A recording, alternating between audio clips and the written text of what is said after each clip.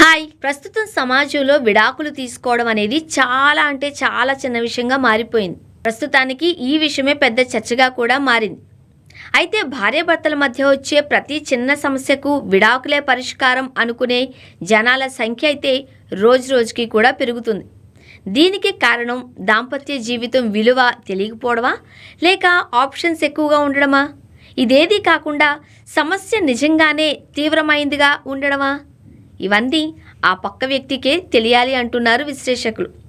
అయితే ఇటీవల పలు కేసుల్లో విడాకులకు పలువురు చెబుతున్న కారణాలే నవ్వాలో ఏడాలో తెలియట్లేదట. ఈ సమయంలో తనను చదివించి ఎస్ఐను చేసి తన లక్ష్యాన్ని సాధించడంలో అన్ని విధాలా సహకరించిన భర్త నుంచి విడాకులు కోరుతోంది ఒక భార్య. అందుకు ఆమె చెప్పిన కారణమేంటో తెలుసా? భర్త పంచె కట్టుకున్నాడట, తల వెనుక పిలక ఉంచుకున్నాడంట. భోపాల్కు చెందిన ఓ యువతి వివాహ సమయంలో తనకు సబ్ ఇన్స్పెక్టర్ కావాలి అని ఉందని తనకు కాబోయే భర్తకు చెప్పిందంట. దీంతో తన కోరికొకటి, భార్య కోరిక మరొకట అని భావించాడో ఏమో. భార్య కోరిక తీర్చాలి అని కంకణం కట్టుకున్నాడు ఆ భర్త. ఆమె తన లక్ష్యాన్ని చేరుకోవడానికి అన్ని విధాలా సహకరించాడు. ఫలితంగా ఆమె ఎస్ఐ అయిపోయింది. ఇప్పుడు సీన్ కట్ చేస్తే తనకు విడాకులు కావాలి అని కోర్టు మెట్లెక్కారు.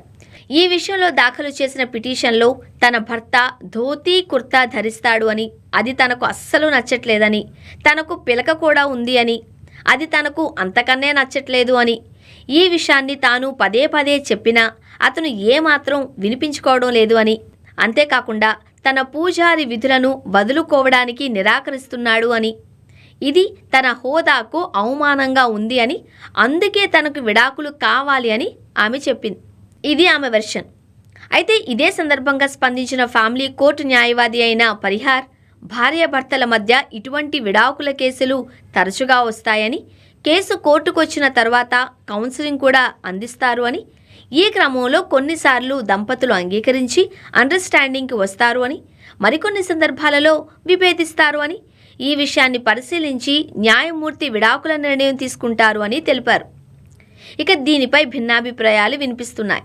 ఇందులో భాగంగా తన లక్ష్యాన్ని నెరవేర్చుకోవడం కోసం అతను కష్టపడినప్పుడు, సహకరించినప్పుడు ఆ పౌరహిత్యం, ఆ పంచె, ఆ పిలక అడ్డు కాలేదు. కానీ అదేదో సామెత ఉంటుంది కదా, ఏరు దాటిన తర్వాత తెప్ప తగలేసినట్లు అని, అలా ప్రవర్తిస్తుందట ఈ భార్య. తన భార్య లక్ష్యాన్ని సాధించడానికి సహకరించిన వ్యక్తి మారిన కాలానికి అనుగుణంగా కోరిన ఆమె విన్నపాన్ని మాత్రం ఎందుకు మన్నించకూడదు అని మరికొందరైతే అభిప్రాయపడుతున్నారు.